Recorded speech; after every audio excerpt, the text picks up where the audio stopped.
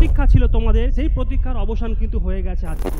আজ 30শে মে তোমাদের এসএলএসটির নোটিফিকেশন কিন্তু ফাইনালি পাবলিশড হয়ে গেছে।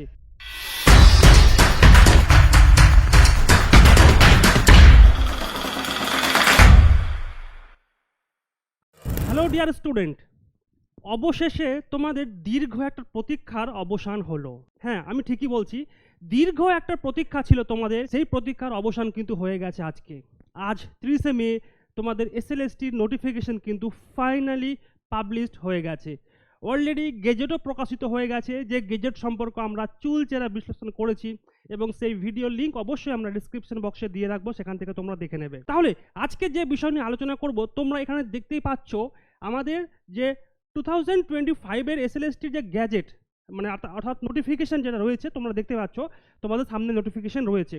আমরা আজকে এই যে নোটিফিকেশন এসএলএসটি কি বললো, অর্থাৎ আমাদের দপ্তর, শিক্ষা দপ্তর কি বললো নোটিফিকেশনে, কারা পরীক্ষা দিতে পারবে, কোন যোগ্যতা লাগবে, কি কি ক্রাইটেরিয়া রয়েছে, সমস্ত কিছু কিন্তু আজকের এই নোটিফিকেশনে দেওয়া রয়েছে।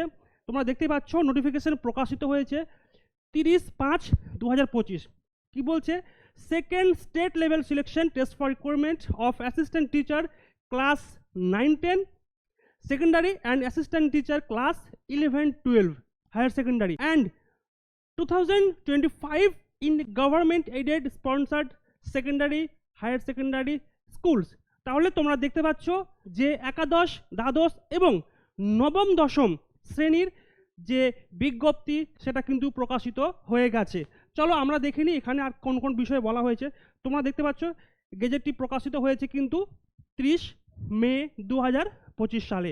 ঠিক আছে, চলো আমরা একে একে দেখি আজকে বিস্তারিত কি বলা হয়েছে এই গেজেটে। দেখো কি বলছে, West Bengal board of secondary education under the West Bengal School Service commission selection for appointment to the post of assistant teacher for upper primary level.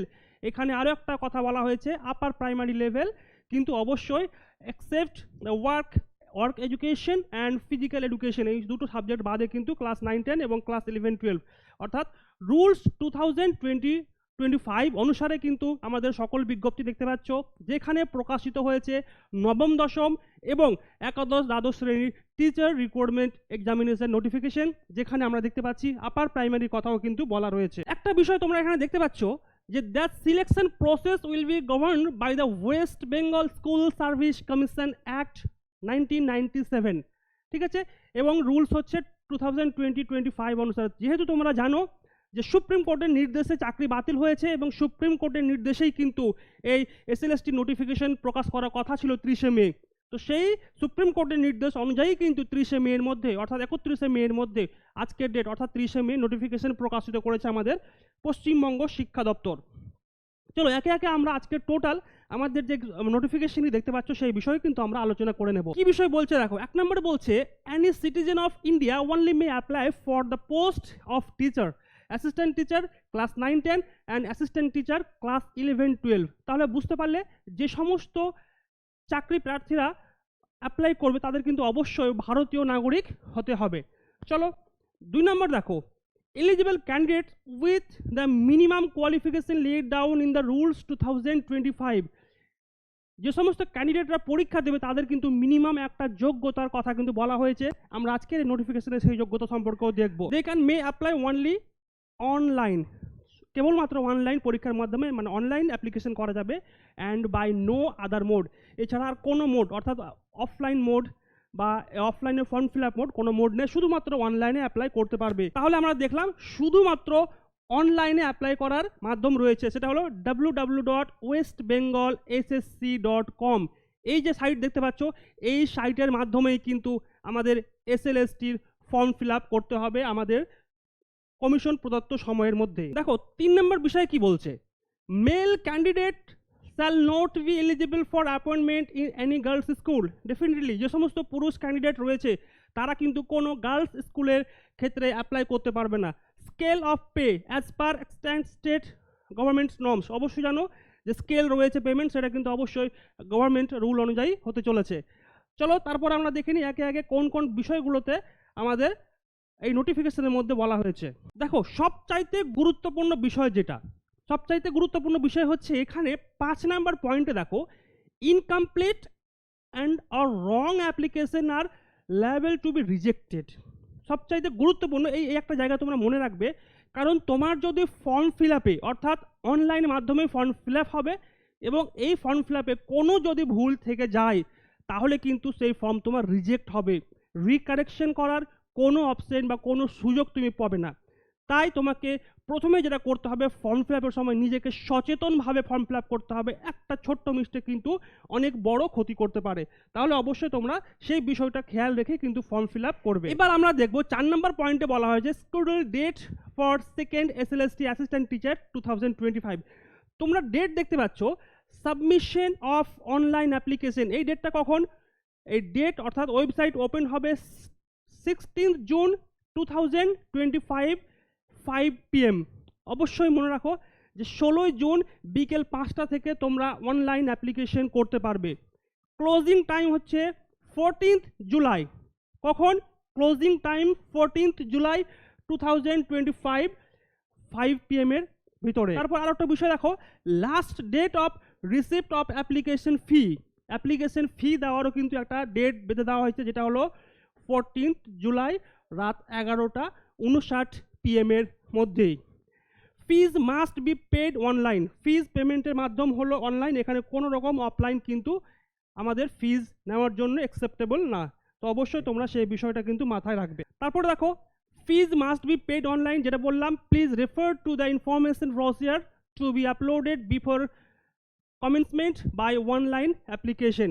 ঠিক আছে, যেটা তোমাদের আমি অলরেডি বলে দিলাম। Tentative time of the written exam.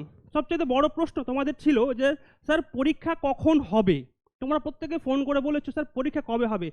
দেখো, পরীক্ষার বিষয়ে বলছে যে the written examination will be held in the first week of the September. কখন? লিখিত পরীক্ষা হবে সেপ্টেম্বরের প্রথম সপ্তাহের মধ্যেই। আবারও বলছি, লিখিত পরীক্ষার তারিখ কিন্তু টেন্টেটিভ ডেট দেওয়া বলা হয়েছে সেপ্টেম্বর মাসের প্রথম সপ্তাহের মধ্যে। তাহলে আমাদের প্রস্তুতি কি হারে নিতে হবে সেটা কিন্তু তোমরা অলরেডি বুঝে গেছো। আমাদের হাতে সময় মাত্র 30 মাস, মানে 90 দিন। এই 90 দিনের মধ্যে আমাদের সমস্ত প্রস্তুতি কিন্তু কমপ্লিট করে নিতে হবে। এবার দেখো অ্যাডমিট কার্ডের বিষয়। অ্যাডমিট কার্ড কি বলছে? Admit card of the SLST will be available on the official website. ঠিক আছে, অ্যাডমিট কার্ড আমরা যেমন বিভিন্ন পরীক্ষার অফিসিয়াল ওয়েবসাইটে পেয়ে থাকি, সেই রকম কিন্তু এই পরীক্ষারও অ্যাডমিট কার্ড এই অফিসিয়াল ওয়েবসাইটে তোমরা পেয়ে যাবে নির্দিষ্ট সময়ের মধ্যে। চলো পরে কি বলছে আমরা দেখে নিই। গুরুত্বপূর্ণ বিষয় হচ্ছে দেখো 6 নম্বর পয়েন্টটা, ফিজ ফর এক্সামিনেশন। তোমরা যে এই ফর্ম ফিল আপ করবে, এই ফর্ম ফিল আপের ফিজ কি হতে চলেছে দেখে নাও বিষয়টা। Post name assistant teacher 9-10 secondary, এদের ক্ষেত্রে ফর্ম ফিল আপের চার্জ হলো 500। কাদের জন্য? ওবিসিদের জন্য আর জেনারেল ক্যাটাগরি, এই দুই ক্যাটাগরির জন্য কিন্তু আমাদের 500 পে করতে হচ্ছে 9-10 জন্য। এবং যে সমস্ত ক্যান্ডিডেট SC ST PH তাদের জন্য কিন্তু 200 রুপিস অনলি। ওকে, তারপর দেখো অ্যাসিস্ট্যান্ট টিচার 11-12 হায়ার সেকেন্ডারি ক্ষেত্রে সেই একই বিষয় 500 পে করতে হচ্ছে, এবং আদার্সদের জন্য অর্থাৎ SC ST ফিজিক্যাল হ্যান্ডিক্যাপদের জন্য কিন্তু হয়েছে 200 রুপিস অনলি। তাহলে এইটুকু তোমরা আশা করি বুঝতে পেরেছো। যদি তোমাদের এই নোটিফিকেশন বুঝতে কোনো অসুবিধা হয় তো অবশ্যই নিচে কমেন্ট করে জানাবে, আমরা তোমাদের সেই অ্যান্সার দেওয়ার চেষ্টা করব। এবং আমাদের নির্দিষ্ট হোয়াটসঅ্যাপ, ফেসবুক, টেলিগ্রাম গ্রুপ রয়েছে, তোমরা সেই গ্রুপের লিঙ্ক আমরা ডিসক্রিপশন বক্সে দেবো, এবং সেখানেও তোমরা নির্দিষ্ট প্রশ্ন করতে পারো, যাতে আমরা তোমাদের পরবর্তীতে আবার এই সম্পর্কে বলে আলোচনা করতে পারি। সবচেয়ে গুরুত্বপূর্ণ 8 নম্বর বিষয়, preparation of the panel for the post of assistant teacher. এখানে যে প্রিপারেশনের কথা বলা হয়েছে প্যানেলের, সেটা কিভাবে বলা হয়েছে দেখো। বলছে after the evaluation of the OMR sheet or answer sheet to the written examination, the central commission shall prepare and publish in their website details of all the candidates to be called for interview. অবশ্যই কিন্তু সেটা panel প্রকাশ করতে হবে। ঠিক আছে, তারপর দেখো the central commission shall also prepare and publish the official website, অর্থাৎ এই অফিসিয়াল ওয়েবসাইটে কিন্তু তোমাদের সমস্ত প্রসিজারগুলো কিন্তু কমপ্লিট হবে।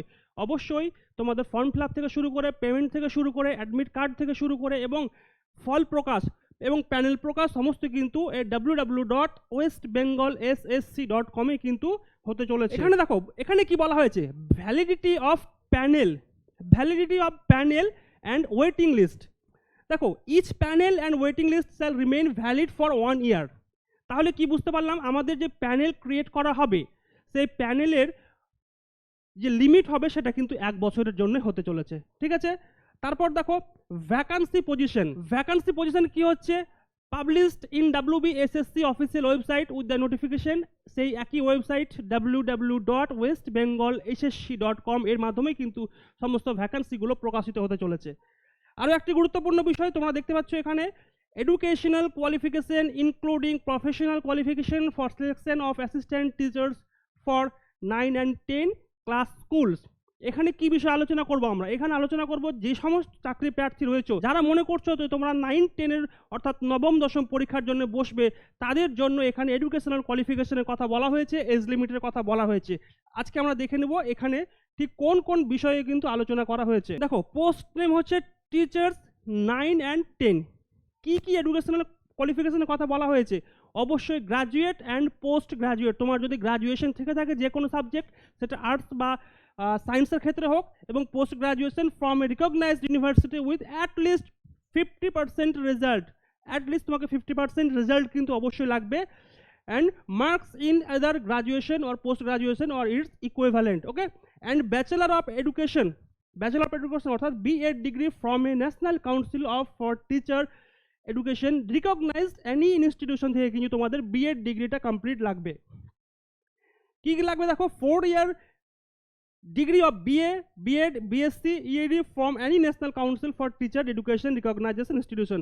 তাহলে বুঝতে পারলে যে তোমাদের অবশ্যই কিন্তু BEdটা লাগছে। তোমাদের সকলের একটা বড় প্রশ্ন ছিল যে স্যার আমার BEd কমপ্লিট হয়নি, আমি 4th সেম পরীক্ষা আমার বাকি রয়েছে, তাহলে কি আমি পরীক্ষায় বসতে পারবো? বা কেউ কেউ বলেছে আমাদের রেজাল্ট আসতে হয়তো সেপ্টেম্বর হবে, আমরা কি পার্সিং হিসেবে BEd নিয়ে পরীক্ষায় বসতে পারবো? তাদের জন্য সত্যি একটা দুঃসংবাদ বলা যায় যে তারা কিন্তু পরীক্ষায় বসতে পারবে না। যাদের BEd কমপ্লিট রয়েছে, আবার বলছি, যাদের BEd কমপ্লিট রয়েছে তারাই কিন্তু এই পরীক্ষায় বসতে পারবে। চলো, এটা হলো 9-10 এর ক্ষেত্রে। মিনিমাম এজ লিমিট দেখে নাও। Minimum age limit 21 years and maximum 40 years, ঠিক আছে। 21 বছর মিনিমাম এবং 40 বছর তোমার ম্যাক্সিমাম এজ লাগবে অ্যাজ পার দ্য আমাদের 2025 1 জানুয়ারি থেকে। এবং অবশ্যই আমাদের কাস্ট সিস্টেমের জন্য আমাদের এজ রিল্যাক্সেশন কিন্তু রয়েছে। এবার আমরা দেখতে পারবো 11-12 এর ক্ষেত্রে কি দেওয়া রয়েছে। 11-12 এর ক্ষেত্রেও কিন্তু সে একই সিস্টেম দেখতে পাচ্ছ, অ্যাটলিস্ট 50% মার্কস আমাদের লাগবে এবং আমাদের BEd ডিগ্রি লাগবে যে কোনো রিকগনাইজ ইউনিভার্সিটি থেকে, ঠিক আছে। এবং অবশ্যই minimum age 21 years and maximum age 40 years, ঠিক আছে। তাহলে এটা হলো আমাদের 11-12 এর ক্ষেত্রে। চলো, পরবর্তীতে আর কোন কোন ইনফরমেশনগুলো দিয়েছে সেটা আমরা তোমাদের একে একে দেখে নিচ্ছি। দেখো, এখানে বলা হয়েছে এজ লিমিটের ক্ষেত্রে, দেখো, age limit shall be considered on the basis of the age on 1 January 2025, অর্থাৎ 1 জানুয়ারি 2025 থেকে কিন্তু আমাদের ডেট কাউন্ট হবে। দেখো, আরও একটি গুরুত্বপূর্ণ বিষয় রয়েছে যেটা হলো medium of instruction. Medium of instruction বলতে কি বোঝায়? এটা হলো কোন ইনস্ট্রাকশন বা কোন ভাষার মাধ্যমে তোমার পরীক্ষা হতে চলেছে। অবশ্যই a candidate willing to be selected as an assistant teacher in class 9-10 and class 11-12 having Bengali or English or Hindi or Nepali or Oriya, Santali ও Telugu or Urdu as the medium of instruction. তাহলে বুঝতে পারলে তোমাদের যে মাতৃভাষা বাংলা বা ইংরেজি বা তোমার উড়িয়া বা নেপালি সমস্ত ভাষায় কিন্তু তোমরা এক্সামটা দিতে পারবে। দেখো, সবচাইতে গুরুত্বপূর্ণ বিষয় যেটা আমি এই ভিডিওর মাঝখানে বলে দিয়েছি, যে তোমাদের যদি ফর্ম ফিল আপের ক্ষেত্রে কোনো ভুল থাকে, ফর্ম ফিল আপে তোমরা যদি কোনো মিস্টেক করে থাকো, তাহলে কিন্তু তোমার ফর্ম একদম বাতিল হয়ে যাবে। কি বলছে দেখো, it is requested that each candidate should submit his form carefully as after submission of online application form no further rectification will be allowed। তাহলে কি বুঝতে পারলে? তাহলে এটাই হলো যে তোমরা ফর্ম ফিল আপের সময় কিন্তু বেশ সচেতনভাবে ফর্ম ফিল আপ করবে, না হলে একবার যদি সেই ফর্ম ফিল আপে মিস্টেক হয় তাহলে কিন্তু তোমার ফর্ম বাতিল বলে। চলো, এবার আমরা দেখব কোন তারিখগুলো আমাদের জন্য বলা হয়েছে পরীক্ষার ক্ষেত্রে। টেন্টেটিভ শিডিউল কি কি রয়েছে দেখো। প্রথমে কি রয়েছে, কমেন্সমেন্ট অফ অনলাইন অ্যাপ্লিকেশন কখন শুরু হচ্ছে? মন্ডে অর্থাৎ সোমবার 16 তারিখ বিকেল 5টা থেকে শুরু হচ্ছে আমাদের online form fill up. Clear? Second point হচ্ছে অবশ্যই আমাদের লাস্ট ডেট হচ্ছে সোমবার 14 তারিখ অর্থাৎ জুলাই মাসের 14 তারিখ সন্ধে 5টায়। 3 নাম্বার হচ্ছে last date of receipt of application fees কখন? অবশ্যই সেম ডেট 14 তারিখ রাত 11টার মধ্যে কিন্তু তোমাদের যে ডিউ পেমেন্ট রয়েছে সেটা কিন্তু ক্লিয়ার করতে হচ্ছে। তারপর রয়েছে tentative date of written test. সবচাইতে বড় প্রশ্ন এই জায়গায় যে রিটেন টেস্ট কখন হচ্ছে। অবশ্যই রিটেন টেস্ট হচ্ছে কিন্তু আমাদের সেপ্টেম্বর মাসের ফার্স্ট উইকে। সময় হাতে আর মাত্র 3 মাস, সময় মাত্র 3 মাস। এই সময়ের মধ্যে আমাদের সমস্ত প্রস্তুতি কমপ্লিট করতে হবে তোমাদের, ঠিক আছে। তারপরে দেখো এখানে বলছে টেন্টেটিভ পাবলিকেশন অফ রেজাল্ট, অর্থাৎ 4th week of October. October মাসের 4র্থ সপ্তাহে কিন্তু, অর্থাৎ অক্টোবর মাসের একদম শেষে গিয়ে তোমাদের এই পরীক্ষার ফল অর্থাৎ তোমাদের ভাগ্যের ফল প্রকাশিত হবে। Interview date 1st week to 3rd week, এই সমস্ত সপ্তাহ ধরে কিন্তু তোমাদের নভেম্বরের এক্সাম হবে, মানে ইন্টারভিউ হবে। সেটা অবশ্যই টেন্টেটিভ, সেই ডেটটা আবার পরে ফাইনাল জানানো হবে। পাবলিকেশন অফ প্যানেল 24/11/2025, অর্থাৎ নভেম্বর মাসের 24 তারিখ তোমাদের ফাইনাল প্যানেল কিন্তু প্রকাশিত হবে। তারপর কি বলা হয়েছে দেখো, tentative commencement of counselling and recommendation 29/11/2025। তাহলে আজকে আমরা যে বিষয়টা নিয়ে আলোচনা করলাম সেটা হলো এসএলএসটি প্রদত্ত যে নোটিফিকেশন পাবলিশ হয়েছে আজকে, সেই নোটিফিকেশন নিয়ে, ঠিক আছে। এই নোটিফিকেশনে কোন কোন বিষয়গুলো কথা বলা হয়েছে আমরা সেটা নিয়ে আলোচনা করলাম, এবং আমরা আলোচনা করেছি যে গতকাল রাত্রে যে গেজেট বের হয়েছে, অর্থাৎ 30 তারিখ আর্লি মর্নিং অর্থাৎ রাত 1:30টায় যে গেজেট প্রকাশিত হয়েছে, সেই গেজেটও কিন্তু আমরা চুলচেরা বিশ্লেষণ করেছি। সেই ভিডিও লিঙ্ক অবশ্যই ডেসক্রিপশন বক্সে থাকবে, সেখান থেকে তোমরা দেখতে পারো। অবশ্যই তোমাদের কিছু জানার থাকলে আমাদের চ্যানেল সাবস্ক্রাইব করবে, এবং নিচে ডেসক্রিপশন বক্সে আমরা আমাদের ইনফরমেশন দিয়ে রাখবো, সেখান থেকে কিন্তু অবশ্যই তোমরা তোমাদের তথ্যগুলো পেয়ে যাবে। ভালো থেকো, সুস্থ থেকো এবং তোমাদের প্রস্তুতি চালিয়ে যাও। দেখা হবে পরবর্তী ভিডিওতে।